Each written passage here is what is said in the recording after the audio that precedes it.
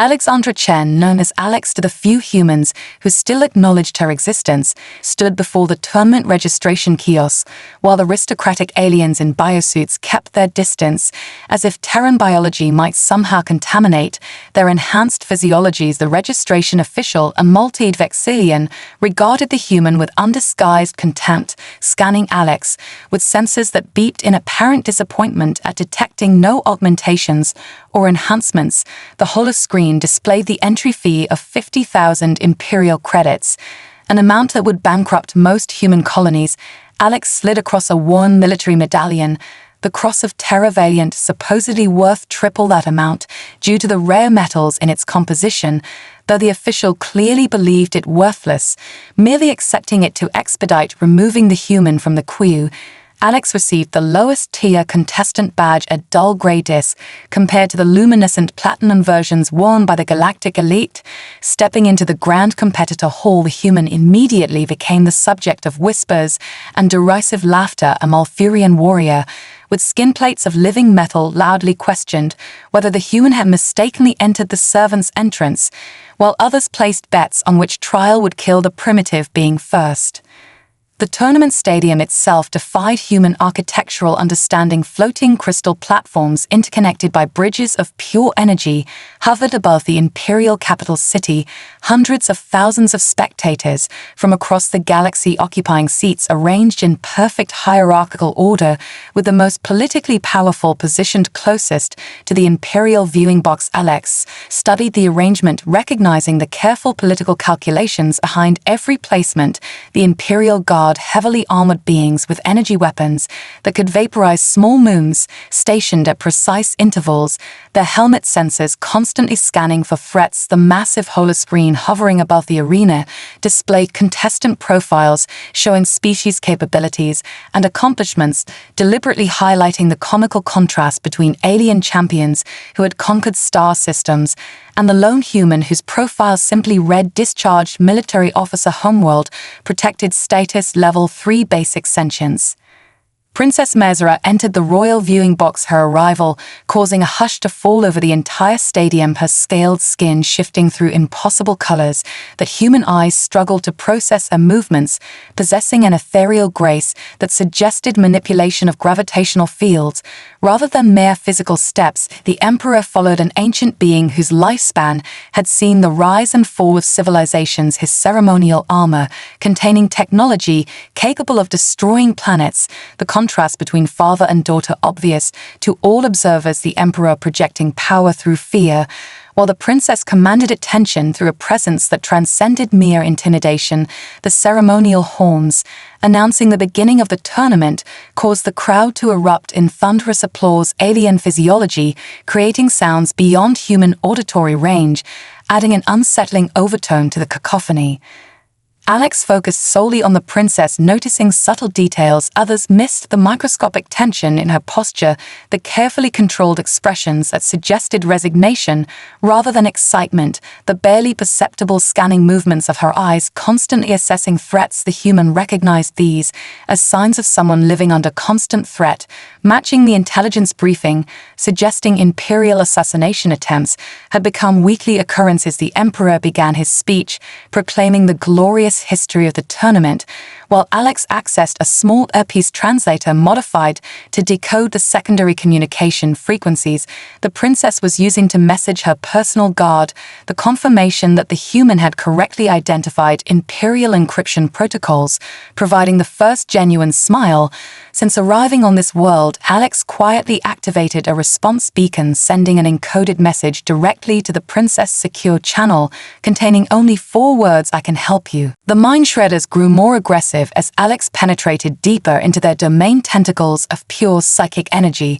lashing out to probe the human's mental defenses, while nightmarish apparitions manifested with increasing complexity where other contestants had deployed psionic shields or emotional dampeners.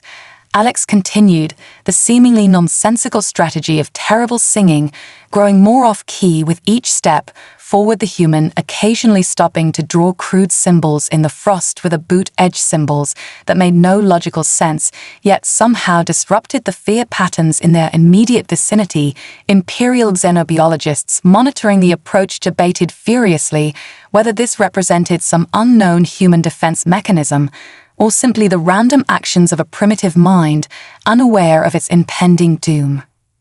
Alex reached a cavern where the ice walls vibrated with trapped consciousness, the remnants of failed competitors whose minds had been absorbed by the predatory entities. Swirling mist formed into the shape of Alex's former commanding officer, General Rivera, whose orders to bombard civilian settlements had led to the humans' dishonorable discharge. The apparition spoke with perfect accuracy, reciting the exact words from that fateful day, demanding compliance, threatening court-martial, promising that following orders would save more lives in the long term. Alex responded, not with denial or anger, but with calm acknowledgement. Yes, that happened. I made my choice, and would make it again. A manifestation shifted, becoming Alex's parents expressing their disappointment at a failed military career and wasted potential. The humans simply nodded, continuing forward, while taking another swig from the flask. One observer in the Imperial monitoring station noted with fascination that the human heart rate remained elevated but steady,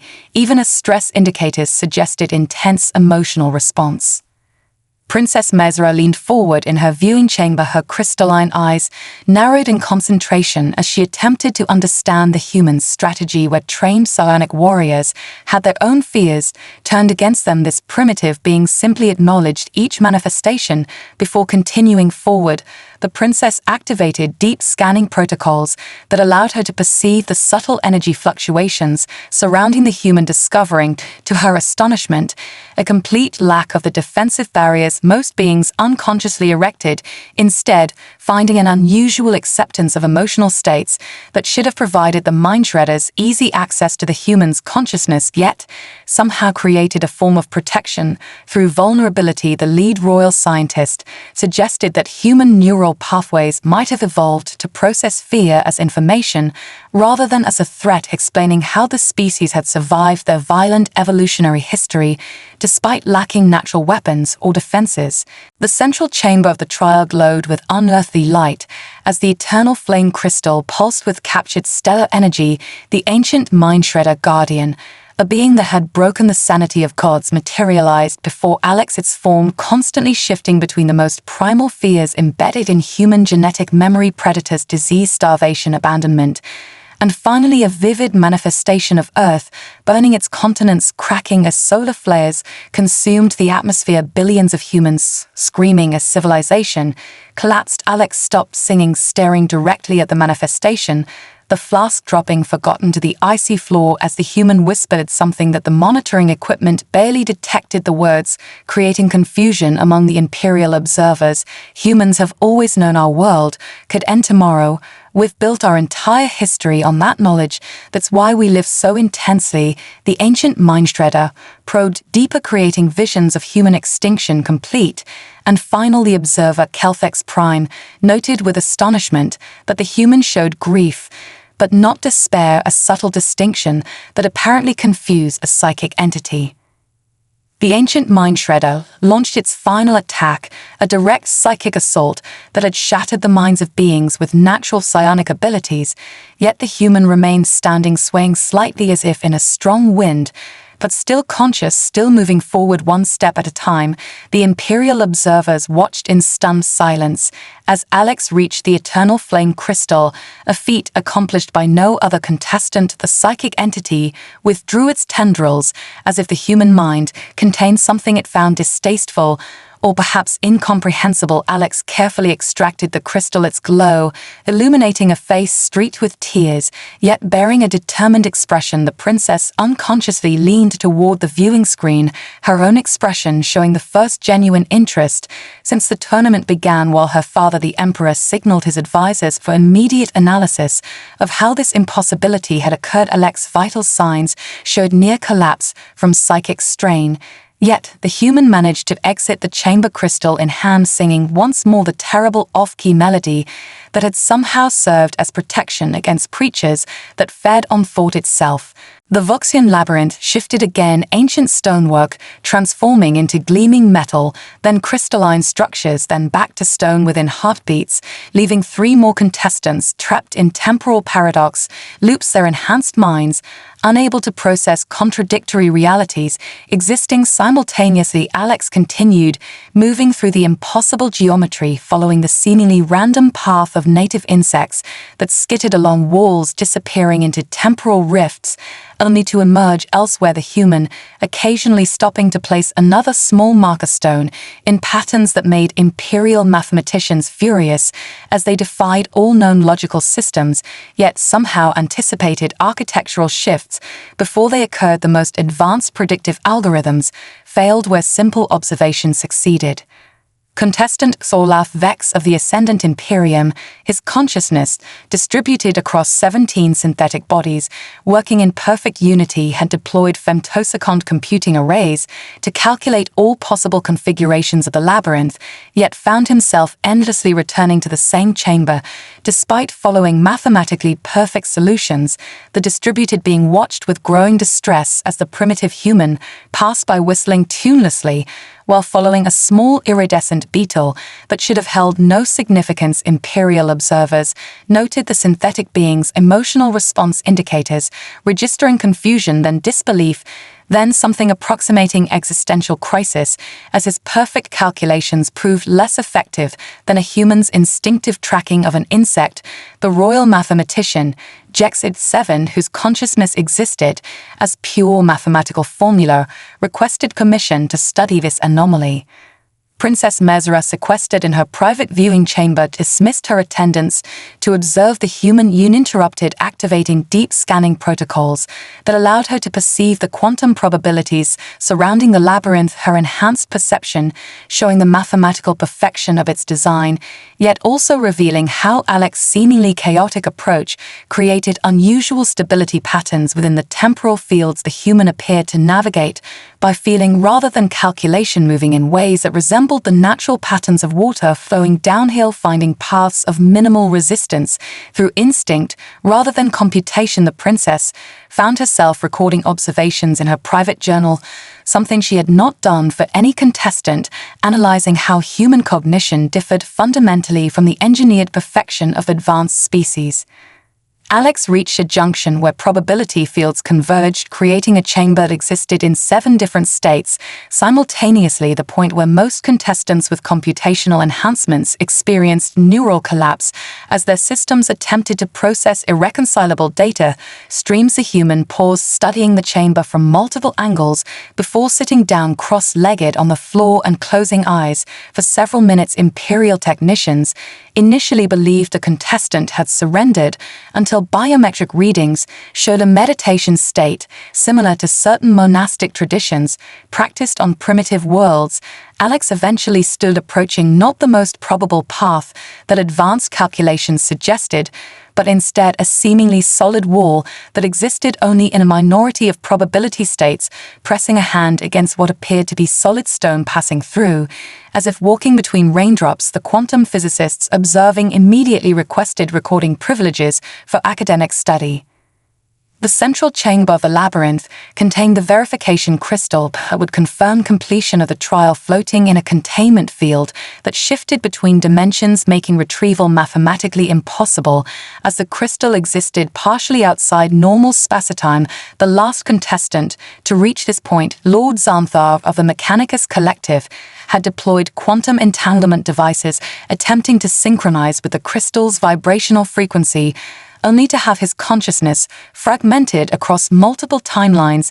Alex studied the crystal not with instruments, but but with simply focused attention, the human walking slowly around the containment field, observing how light reflected differently depending on viewing angle. Finally, Alex simply reached forward at precisely the moment the crystal phased into this reality, grasping it with perfect timing, then immediately releasing it, allowing momentum to carry the crystal out of the containment field entirely, a solution so elegantly simple that the Imperial physicists initially refused to accept what their instruments recorded.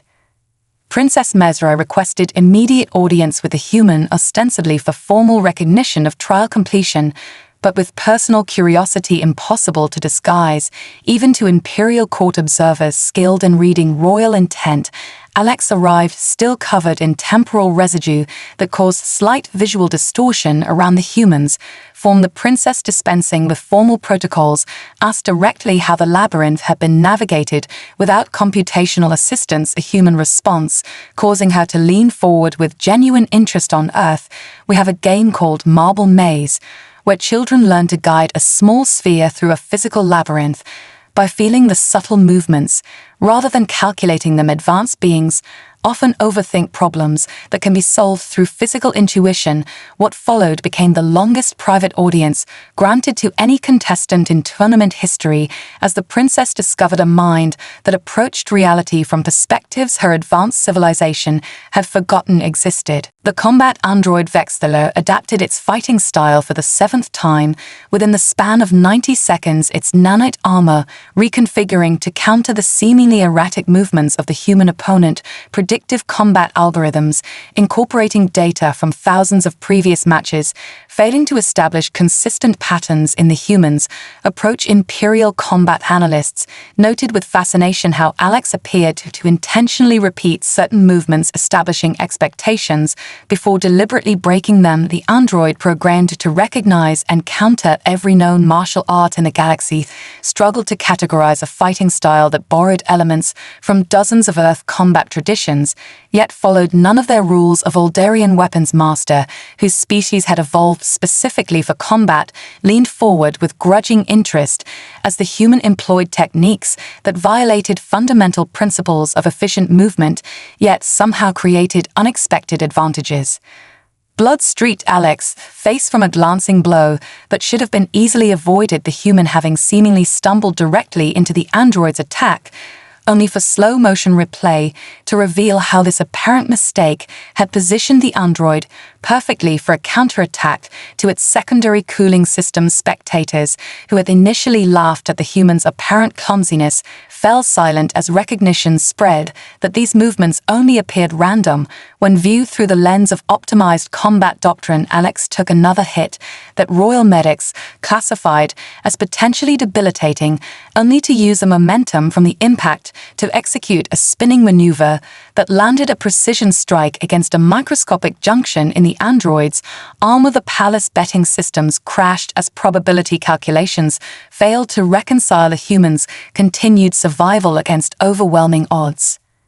Princess Mesra activated restricted access protocols to view the human's biometric data directly, her crystalline eyes widening at readings that should indicate imminent system collapse, yet somehow the human continued fighting despite injuries that would incapacitate most species. The Imperial medical chief, reluctantly confirming that human physiology evolved on a high-gravity world with extreme environmental variations, created unusual damage tolerance, particularly when flooded with adrenaline and other combat hormones. The princess noted how Alex strategically protected vital organs while allowing strikes to areas that could sustain damage. The combat approach, suggesting intimate knowledge of both human anatomical vulnerabilities and extraordinary pain tolerance capabilities, information not widely available in Imperial databases.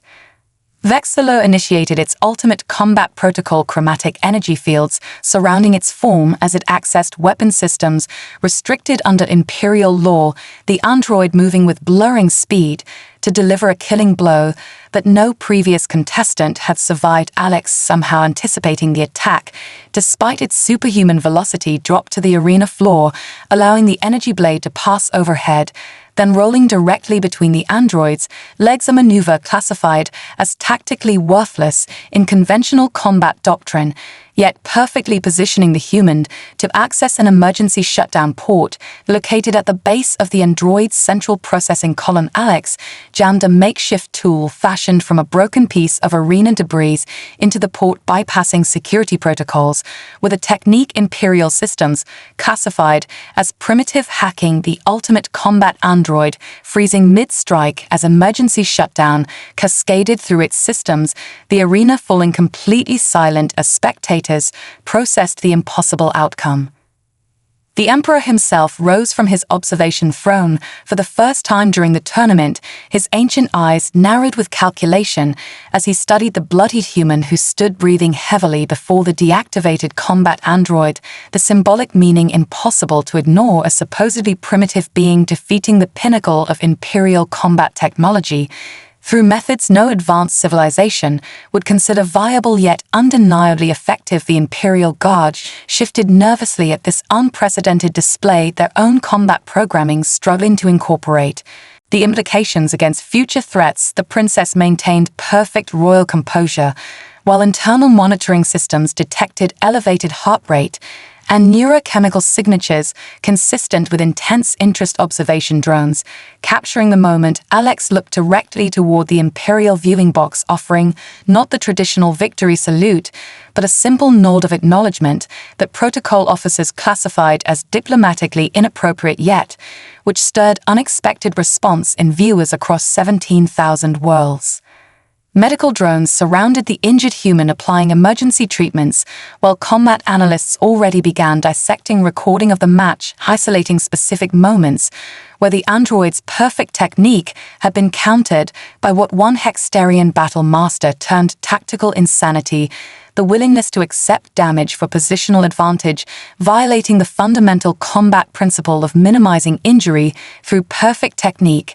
Alex declined offers of advanced medical reconstruction, stating a preference for standard-issue military regeneration protocols, a decision that mystified Imperial physicians until neurological scans revealed how the human's nervous system had already begun adapting to the specific damage patterns, suggesting evolutionary mechanisms designed to incorporate injury experience into future survival strategies.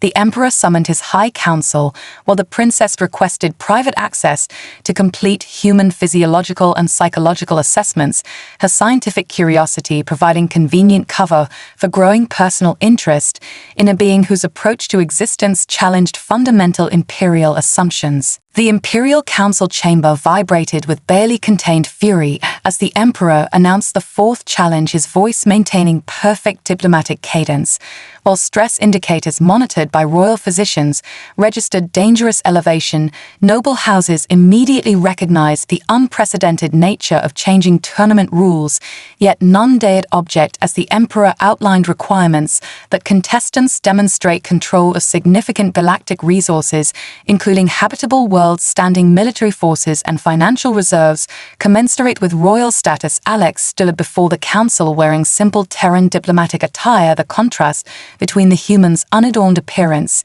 and the ornate biosculpted forms of Imperial nobility, creating visual narrative that planetary media immediately transmitted across 17,000 worlds, the human listening to translation of increasingly impossible requirements with expression that Imperial empaths could not categorize between acceptance and amusement. Princess Mesra observed from her reserved position, her posture revealing nothing, while encrypted neural transmitters registered protest at her father's transparent manipulation. The tournament, historically designed to find worthy partners, now obviously reconfigured to ensure only those already aligned with Imperial interests could succeed. The princess calculating 27 separate diplomatic consequences of this breach of tradition, while simultaneously noting how the human showed neither outrage nor resignation, but something more dangerous, quiet calculation, when directly addressed by the Emperor regarding the impossibility of meeting such requirements. Alex requested exactly 7 standard days for preparation, the specified time frame causing subtle shifts among elder council members who recognized its significance in ancient Imperial law, which allowed precisely this duration for honoring impossible obligations. The small Terran vessel departed Imperial space, carrying single-occupant tracking systems, confirming course toward Earth, though numerous anomalies in the registration transponder signal suggested capabilities beyond standard human technology. The Princess, using private access codes to monitor the journey, noted how the vessel disappeared from multiple tracking stations at precisely calculated intervals, appearing exactly where expected yet somehow avoiding detailed scanning. The Emperor, deploying intelligence assets to determine the human's strategy, receiving reports that created more questions than answers as the Terran ship appeared to make brief stops at neutral banking worlds before continuing towards systems with historical connections to Imperial financial networks. Imperial security specialists registering concern at evidence suggesting the human possessed information that should be inaccessible to non-royal entities. Exactly 6 days and 23 hours after departure, the Terran vessel returned to Imperial space, its approach vector precisely matching departure route. Those subtle differences in energy signatures suggested significant modifications to internal systems. The Imperial Court assembled for official presentation of proof of resources expectations, ranging from documentation of modest Terran holdings to outright admission of failure. Alex entered the Grand Chamber, carrying only small data crystal of standard commercial design, the apparent technological simplicity causing dismissive murmurs among gathered nobility, until the crystal was inserted into Imperial verification systems, projecting holographic display of meticulously documented evidence of systematic taxation fraud spanning 3 centuries, implicating 17% of present council members in schemes that violated not only Imperial law, but galactic financial compacts. The data organized with precision that Imperial security systems verified as authentic and admissible before courts throughout civilized space. The Emperor maintained perfect composure as the presentation continued, the human explaining in respectful yet unyielding terms how evidence had been gathered, the implications for Imperial treasury, and the specific violations that would trigger automatic sanctions from galactic governing bodies without requiring formal accusations from any involved party. The calculated damage to Imperial finances exceeding the value of multiple star systems, with projection models suggesting potential collapse of Imperial currency should information become public. The Princess, watching her father process implications, while nobility present experienced various stages of panic, recognition, despair, and fury. Alex's final statement, delivered with perfect diplomatic phrasing, offering 2 options: recognize the human as successful in meeting challenge through possession of information more valuable than physical resources, or face consequences that would fundamentally reshape galactic power structures within single standard cycle. Imperial recorders noted 7 minutes and 43 seconds of complete silence following presentation before the Emperor, with voice modulated to precise frequencies, signaling both threat and respect. Acknowledged that information constituting effective control of resources could indeed satisfy requirements of challenge. The assembled nobility, recognizing calculated decision to avoid catastrophic exposure, while undoubtedly planning retribution through less public channels. The Princess permitted herself momentary expression of approval, quickly masked by royal discipline, as the Emperor formally declared all tournament requirements satisfied, establishing unprecedented precedent in Imperial law. But knowledge properly leveraged constituted power equivalent to physical resources. The court astronomer later noting that 17 minor noble houses liquidated holdings and fled Imperial space within 48 hours following declaration, while intelligence services began comprehensive review of information security protocols across all royal systems. Imperial wedding preparations transformed the capital world. Artificial auroras, painting the night sky with colors representing both royal house and Terran national symbols, while 17,000 diplomatic delegations arrived. Hourly architectural drones, reconfiguring ancient ceremonial spaces to accommodate species never before included in royal functions. Security protocols escalated to unprecedented levels as intelligence services intercepted evidence of multiple assassinations assassination plots, targeting the human consort elite strike teams from noble houses, deploying cutting-edge camouflage technology and genetic masking to bypass standard detection systems, the princess increasingly concerned as reports confirmed her father's implicit approval of elimination attempts through deliberate security gaps. Her personal guard, instructed to locate Alex, whose assigned quarters remained conspicuously empty since formal tournament conclusion. Palace Security Commander Volcrix 7, his bioengineered form designed specifically for threat detection, reported with uncharacteristic uncertainty that the human had apparently disappeared from all monitored area surveillance systems, showing no evidence of movement through any registered exit points. Quantum scanners detecting no biological signature matching registered profile, the princess maintaining royal composure while activating emergency protocols accessible only to direct bloodline members, expanding search parameters to include maintenance sections, auxiliary systems, and ceremonial spaces, typically sealed between official functions. Her personal guards finally locating residual heat signatures in a supposedly decommissioned environmental control junction deep within the oldest palace section, following the trace through increasingly narrow access tunnels until detecting unusual arrangement of reflective surfaces, creating surveillance blind spot. The princess herself proceeded forward, dismissing escort protocols, her adaptive skin suit providing protection against known toxins and energy weapons, personal shields humming at frequencies calibrated against Imperial assassination techniques, the small chamber beyond the security blind spot, revealing Alex surrounded by improvised monitoring equipment fabricated from repurposed entertainment systems, maintenance tools, and food preparation devices, the human explaining, without prompting, how palace infrastructure provided perfect surveillance coverage, except specific junctions where ancient systems interfaced with modern upgrades, creating exploitable gaps. The entire palace mapped during brief periods when Alex had apparently been resting in assigned quarters, the princess simultaneously impressed by human ingenuity and disturbed by security implications.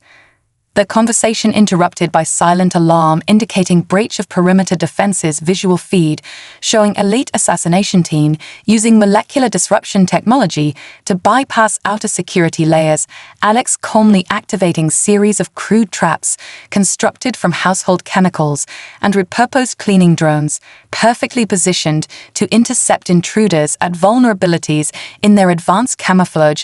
The princess watching with growing appreciation as supposedly primitive countermeasures neutralized attackers whose technology should have rendered them untouchable. The human explaining that Earth history primarily consisted of humans finding increasingly creative ways to defeat each other, teaching adaptability that technological solutions could not replicate. Palace security forces arriving to find assassins already contained Alex, suggesting specific improvements to detection systems, while Princess Mesra recognized with startling clarity that the seemingly primitive human had not only anticipated the assassination attempt, but had prepared countermeasures specifically calibrated to each team's unique approach, suggesting pattern recognition capabilities that Imperial predictive systems could not match. Imperial defense networks crashed simultaneously across 17 primary systems, planetary shields collapsing as emergency protocols initiated and immediately failed. Security forces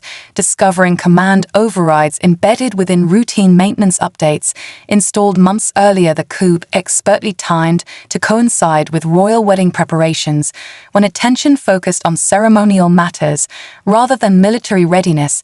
General Vasix activated dormant sleeper agents strategically positioned throughout Imperial hierarchy communications, jammed, preventing loyal forces from coordinating response. Palace defenses systematically disabled as elite shock troops landed in ceremonial gardens, their advanced weaponry easily overcoming honor guards trained for display rather than actual combat. The Emperor captured within 7 minutes of initial attack, royal guards neutralized by targeted electromagnetic pulses specifically calibrated to disrupt neural implants.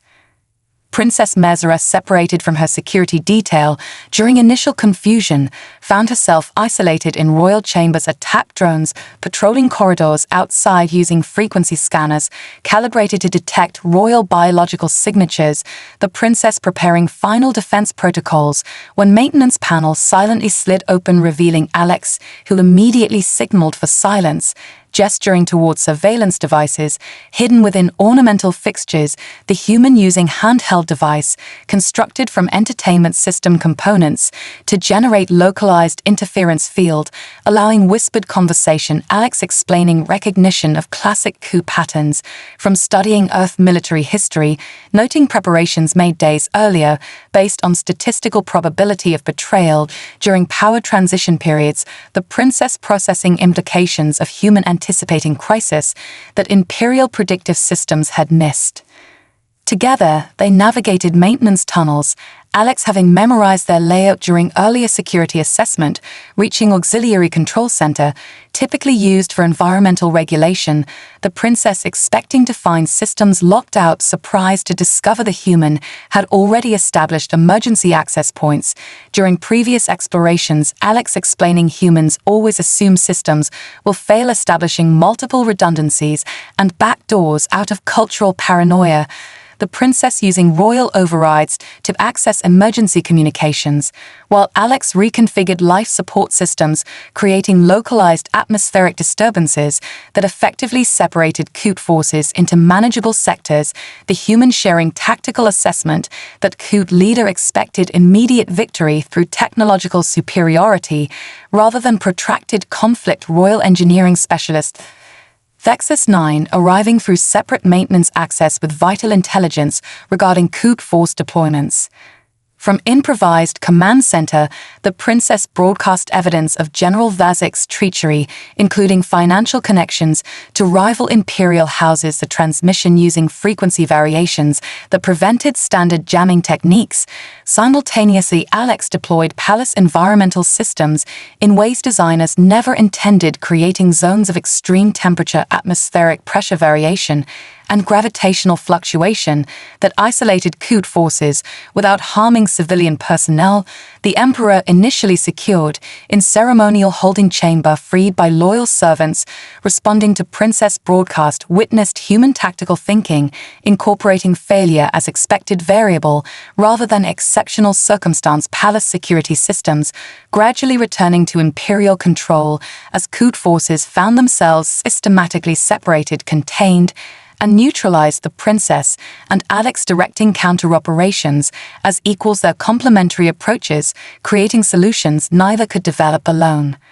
Imperial forces loyal to Crown arrived within 3 standard hours rather than projected 6, their response accelerated by emergency protocols Alex had suggested implementing weeks earlier based on statistical analysis of potential conflict zones, the coup suppressed with minimal civilian casualties compared to historical precedent for imperial power, struggles the emperor observing final operations from primary command center, expression unreadable, as royal analysts presented evidence that human contingency planning had fundamentally altered expected outcome, the princess maintaining professional demeanor during official briefings, though neurochemical monitors detected elevated dopamine and oxytocin levels when interacting with human partner, suggesting emotional responses beyond tactical appreciation. The Grand Cathedral pulsed with energies accumulated through 12,000 years of royal ceremonies, crystalline pillars humming at frequencies that resonated with genetic markers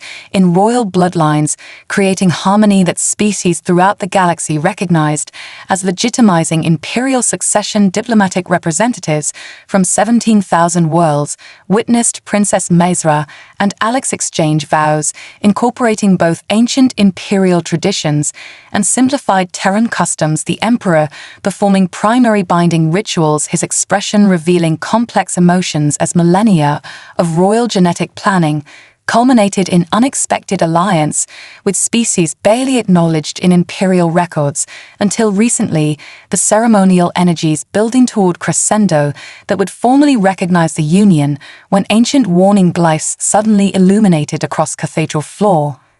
Ancestral guardians dormant since foundation of current imperial line emerged from ornamental pillars, their crystalline forms assembling from ceremonial architecture, 12 towering figures of living crystal programmed with single directive, protect royal bloodline purity from corruption or contamination. Their activation, suggesting recognition of existential threat to imperial genetic legacy, confused diplomatic representatives, assuming this part of ceremonial tradition, until guardians, ignoring all protocol, advanced directly toward human participant gleaming blades extending from crystalline limbs imperial guard weapons, proving useless against ancient constructs operating on protocols that predated current security systems.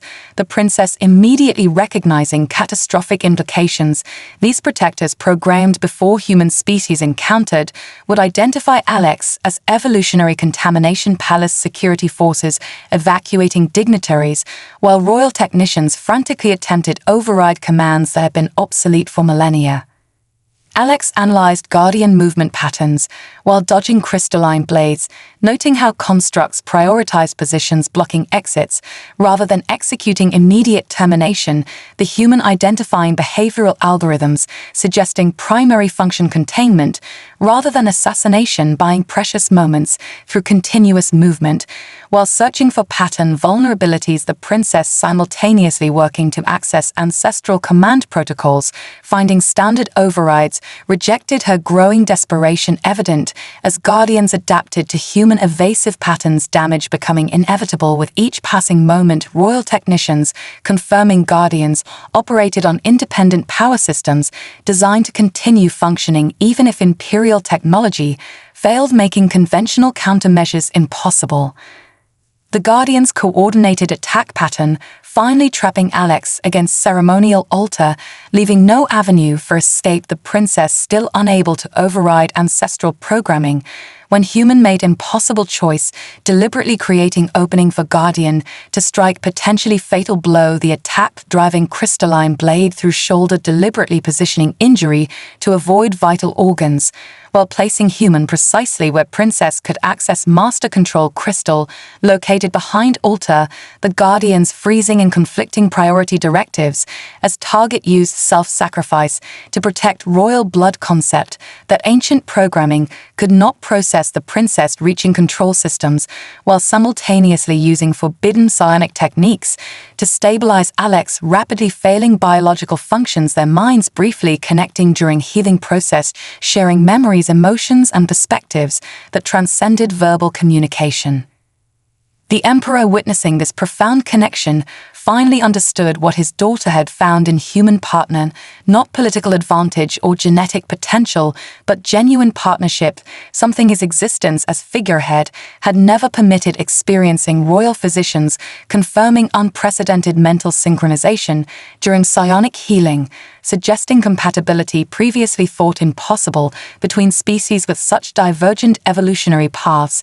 The cathedral energies stabilizing around couple, creating patterns xenobiologists would study for generations. Royal technicians finally deactivating ancestral guardians, though many noted constructs had already entered standby mode following princess intervention. Their programming apparently reconciling human presence through observation of sacrificial protection. Imperial historians later identifying this moment as fundamental shift in understanding of what constituted strength within imperial philosophy, technical strength giving way to concept of complementary adaptation, exemplified through human willingness to accept injury to create victory condition. The Harmony Spire, completed exactly one standard year after royal wedding, stood as physical manifestation of unprecedented alliance, its architecture blending traditional imperial crystal engineering with Terran artistic influences, creating structure that seemed to shift perspective depending on viewing angle. 17,000 diplomatic missions established permanent embassies within its lower levels, while upper chambers hosted first formal exchange between Earth and Empire representatives from both civilizations, signing accords that would fundamentally reshape galactic politics for generations. Princess Mazera and Alex watched from observation deck, her royal robes modified to accommodate ovulate pregnancy that imperial xenobiologists had initially declared impossible genetic analysis, confirming first viable human Solarian hybrid would possess unique combination of traits from both evolutionary lines. The Academy of Adaptive Thinking, established by royal decree within Imperial University, quickly became most prestigious institution in 17 sectors, its curriculum combining human historical perspectives with imperial technical knowledge. Students from across galaxy competing for limited positions, even noble houses, once dismissive of human civilization, now sending their children to Earth for immersive education, seeking cognitive flexibility that had become most valued trait in evolving socio-political landscape. Alex, now fluent in imperial protocol, yet maintaining characteristically direct human communication style, had introduced concepts of representative governance and individual rights, gradually transforming rigid imperial structures while respecting cultural foundations that provided stability across millennia. The Emperor, though occasionally expressing frustration with human unpredictability, particularly regarding interpretation of traditional power structures, had embraced role as grandfather with unexpected enthusiasm. Royal geneticists, noting subtle changes in his previously rigid thinking patterns following regular exposure to developing hybrid mind, imperial forecasting systems, predicting unprecedented possibilities when combining Solarian precision with human adaptability, ships departing daily carrying cultural exchanges, scientific collaborations, and joint ventures as two wildly different evolutionary paths discovered unexpected harmonic convergence. Imperial xenohistorian Vexus Prime, documenting how specific human cognitive approaches, particularly regarding crisis management, resource allocation, and social organization, provided solution to stagnation that had increasingly threatened imperial advancement despite technological superiority. Princess Mezra, establishing private research facility dedicated to studying unique neural patterns developing in hybrid children, discovered previously unrecognized dimensional perspectives appearing in offspring, suggesting possibility that combined lineage might access perceptual frameworks inaccessible to either species individually. Her published findings creating ripple effects throughout scientific community, challenging fundamental assumptions about evolutionary optimization and species specialization. Alex simultaneously developing pragmatic applications of theoretical discoveries, establishing joint human imperial crisis response protocols that dramatically improved outcomes during natural disasters, civil conflicts, and technological failures. The complementary partnership demonstrating in practical terms what genetic research suggested theoretically.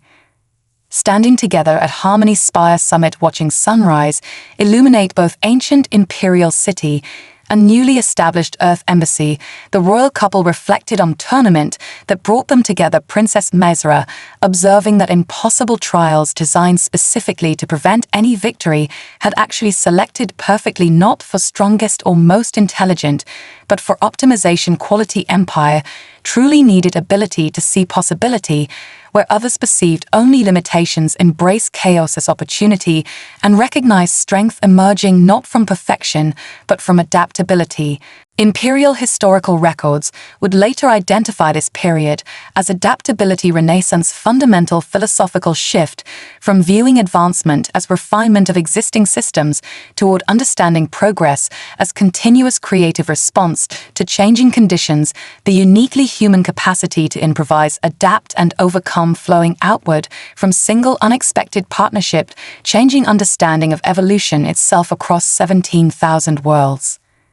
The small child growing within Royal Womb embodied this new perspective, its developing consciousness already demonstrating unprecedented neural patterns that imperial scientists could barely comprehend, representing neither compromise between species nor simple combination of traits, but entirely new possibility space, emerging from unlikely connection between human adaptability and imperial precision, expanding understanding of what sentient life might become when evolutionary paths separated by millions of light years and billions of years suddenly converged through single impossible victory in tournament designed specifically to prevent exactly this outcome. Ancient prophecies recorded in imperial archives, speaking of time, when boundaries between established categories would dissolve, creating renaissance that would carry sentient life toward next evolutionary horizon, their meaning finally understood not as metaphorical allegory, but literal prediction of transformation initiated through human-alien partnership.